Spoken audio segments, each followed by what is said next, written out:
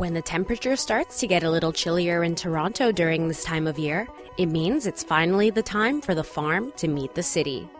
The 93rd Annual Royal Agricultural Winter Fair is back in Toronto again from November 6th to the 15th. It's taking place at the exhibition grounds, with a commute as easy as one streetcar from Union Station. It's the largest combined agricultural fair and international equestrian competition in the whole world. Every year, the fair boasts an abundance of attractions, from an equestrian show, livestock demonstrations such as milking cows, the Super Dogs show, a vegetable competition, a petting zoo, and a showroom packed full of exhibitors for your shopping pleasure. There's even a new upscale-looking restaurant this year on the premises of the fair called the Tan Bark Club. It's only open to the event's box seat subscribers and Royal Club seat holders, so it's very exclusive.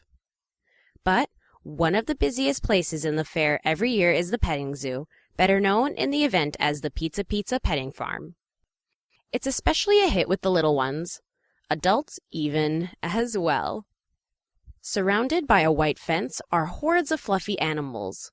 They pop their heads through the fence, a sign that they want to be petted and fed snacks, which can be purchased for $1 to $5 depending on the size of cup. Although the scent of manure drifts in the air, the guests at the Royal are all smiles here in this area. I caught up with Pizza Pizza Petting Farm staff member Ashley to get the scoop on this activity at the Royal. We have over 120 animals here. These animals come from Lachute, Quebec, and they come from one farm, actually. We have llamas, alpacas, zebus, linebacks, a miniature pig, and a miniature pony, a miniature donkey, as well as tons of different types of birds. We have over 120 animals here, actually. I really like working with a variety of animals. Each one is really unique in their personality and the way they interact with people, and watching them, it's a learning experience. It's really funny because in the morning the kids will come and they'll be here even before we open, bouncing at the gate. They can't wait to get in. As soon as they get their animal food, they run over to the animals and they're just giggling and laughing while the animals take the food out of their hands. Usually you can barely move because there's so many people in and out of here, and they're here from right when we open till right when we close. Children visiting, such as Gracie and Madeline, love interacting with the animals here too. Well, I like feeding the animals. My favorites are the llamas. Fun fact, as that clip was recorded, an alpaca began nuzzling Gracie. In addition to the animal side of the Royal, there is also a side that showcases small businesses in the showroom. Shauna Crafts is an example of an exhibitor that sells handcrafted artisanal goods. In this case, Aboriginal artwork such as handmade dream catchers, handmade moccasins, handmade pouches, handmade jewelry, and more. I spoke to Joanna Shauna of Shauna Crafts, one of the many tightly knit family community businesses here at the Royal. It's a group of family members that got together. We've been doing this for many years, doing different crafts. I personally myself work with porcupine quills, birch bark. I have other family members that do work with red willow to make dream catchers. My daughter also works on her unique way of making her own crafts. And we had other members within the community where I'm from, which is Manitoulin Island, Wicomakong, Ontario. It's a reserve.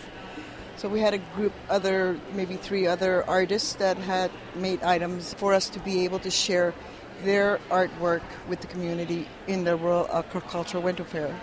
The reason why we got invited here at the Royal Agricultural Winter Fair to be able to show the community, to be able to show our unique way of making our artwork, the items that we produce, and also talk about where the leather comes from, how it's made, the sweetgrass. Like, we share a little bit of that with the people that come. For myself, I feel proud of what we're able to accomplish for ourselves and to be able to share it with other people in the community.